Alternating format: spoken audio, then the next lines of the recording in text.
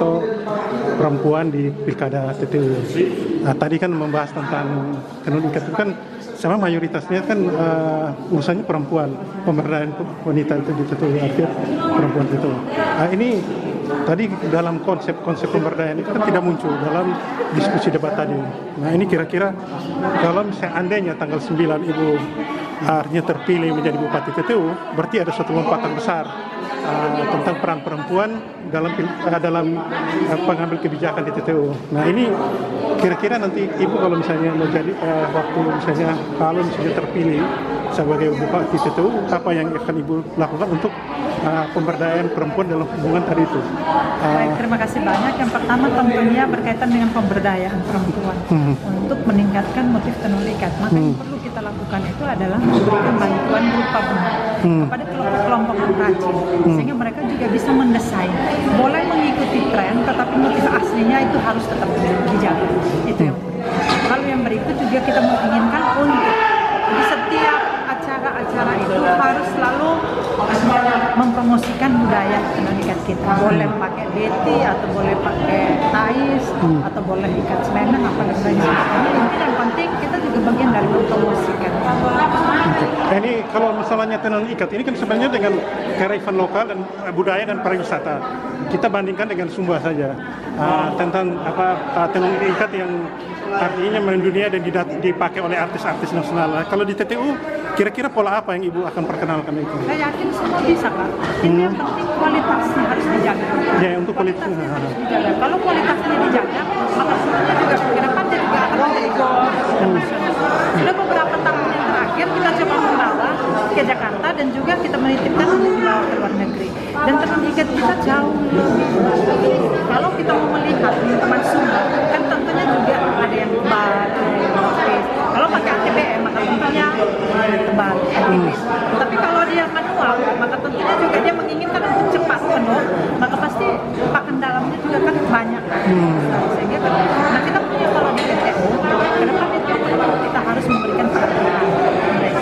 Harus bisa yang kualitasnya harus dijaga. Kualitas yang dijaga itu harus cuci benar pada saat pencelupan dan juga proses, sehingga harganya juga betul-betul terjangkau. Jangan sampai dia harganya 500, tapi kita jualnya 1,5 juta, 2 juta. Nah, bagaimana orang lain yang hidup, terus sementara kita juga mematikan. Kita menginginkan antara konsumen dan juga teman-teman pengrajin juga harus bisa melihat.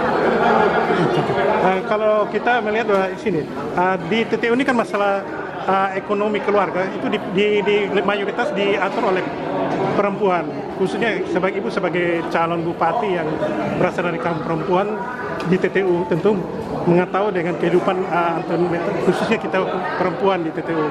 Nah, jika misalnya Ibu terpilih jadi bupati, apa istilah kebijakan Ibu yang Ibu ambil untuk misalnya menghidupi tenun ikat itu menjadi suatu mata pencarian dan mereka bisa membangun ekonomi dan memperbaiki gizi keluarga. Ini yang perlu kami ketahui. Baik, itu yang pertama tentunya yang tadi saya bilang, kita sudah harus bisa menyiapkan dan mensupport anggaran.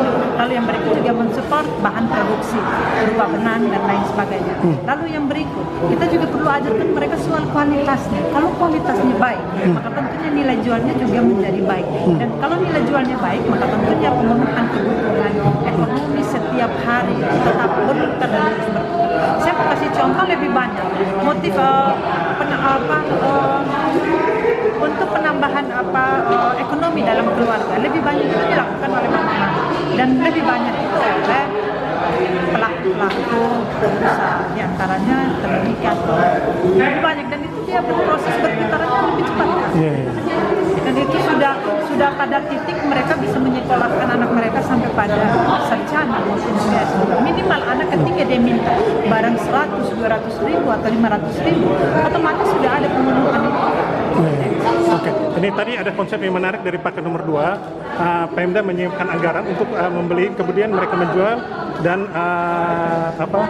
terus akan hasil penjualannya menjadi PAD. Itu masih konsepnya menarik, tapi apakah itu bisa dieksekusi? Gitu? Kalau menurut saya itu tidak bisa dieksekusi. Kan?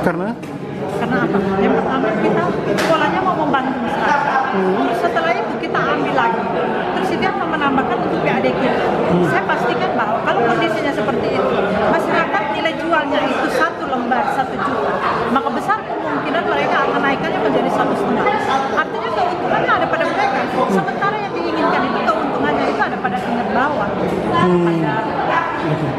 Oke, nanti kalau misalnya saya Ibu Christina mungkin terpilih, apakah nanti ada pemberdayaan, artinya kelompok-kelompok masyarakat yang untuk akhirnya mereka dibiasakan menjual produk ini secara online. Sekarang kan kita bicara tentang online, tidak bisa manual lagi, toh.